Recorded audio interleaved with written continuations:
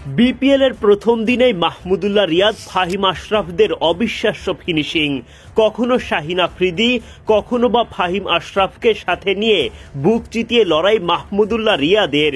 ম্যাচের টার্নিং পয়েন্টে এসে তো ফাহিম মাতলেন ছক্কার ঝড়ে, আর তাতেই প্রায় হেরে বসা ম্যাচটা জিতে নিল চ্যাম্পিয়ন ফরচুন বরিশাল। 198 রানের বড় লক্ষ্যে ব্যাটিংয়ে নেমে শুরুতেই হোঁচট খেয়ে বসে ফরচুন বরিশাল। রাজশাহীর অধিনায়ক বিজয়ের বড় বাজি। ইনিংসের প্রথম ওভারেই বোলিংয়ে আনেন জিশান আলমকে। প্রথম বলে জিশান এলবিডব্লিউর ফাঁদে ফেলেন নাজমুল শান্তকে। পরের ওভারে তাসকিন নাচিয়ে ছাড়েন তামিম ইকবালকে। খান সাহেবও এলবিডব্লিউর শিকার হয়ে মাঠ ছাড়েন। মাত্র 12 রান তুলতেই দুই ওপেনারকে হারায় বরিশাল। তাসকিনের দ্বিতীয় শিকার বিগ ফিশ কাইল মেয়ার্স। উইকেট তুলতে আনন্দে আত্মহারা তাসকিন এবার নিজেই নাচতে শুরু করেন। হাসান মুরাদ তোলেন মুশফিকুর রহিমের উইকেট। দলের বিপদের মাঝে উইকেট হারিয়ে হতাশায় মুষড়ে পড়েন মুশি।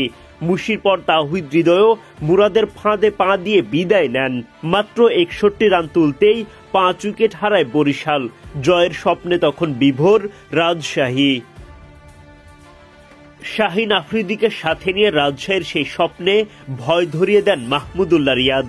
তখন ছক্কা হজমের পরের বলেই তাসকিন তোলেন শাহিনের উইকেট। উদযাপনেও রাজকীয়তা রাজশাহীর তাসকিনের। 17 বল থেকে 27 রান করে ফেরেন শাহিন। শাহিন বিদায় নিলে ফাহিম আশরাফের সাথে জুটি গড়ে তোলেন রিয়াদ। একদিকে ফাহিম, অন্যদিকে রিয়াদ বাউন্ডারির মেলা সাজান। মারকুটে ব্যাটিংয়ে দ্রুত গতিতে 50 তুলে ম্যাচ জমিয়ে তোলেন রিয়াদ। একই সাথে ফাহিম আশরাফ একের পর এক ছক্কায় ম্যাচটা নিয়ে আসেন বরিশালের নাগালের মাঝে। শেষ পর্যন্ত 197 রানের পাহাড় টপকে টুর্নামেন্ট শুরুর ম্যাচটা জিতে নেন রিয়াদ ফাহিমরা। সোমবার শুরু হলো বিপিএল এর 11তম আসর। প্রথম ম্যাচেই মাঠে নামে চ্যাম্পিয়ন ফরচুন বরিশাল আর নবাগত দুর্বার রাজশাহী। টস করতে নেমেই এলোমেলো দশা রাজশাহীর। অধিনায়ক এনামুল হক বিজয়ের গায়ে দেখা নেই ম্যাচ জার্সির। তামিমের কাছে টস হেরে আগে ব্যাটিংয়ে বিজয়রা। ব্যাটিংয়ে নেমেও শুরুটা মন মতো হয়নি রাজশাহীর। ইনিংসের দ্বিতীয় ওভারেই কাইল মেয়ার্সের শিকার জিশান আলম।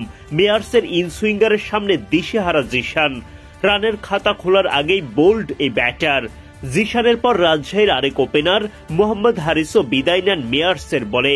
জায়গায় দাঁড়িয়ে খেলতে গিয়ে ব্যাটে বলে ঠিকঠাক কানেকশন ঘটাতে পারেননি এই পাকিস্তানি। বোলারের হাতে ক্যাচ দিয়েই ফেরেন তিনি।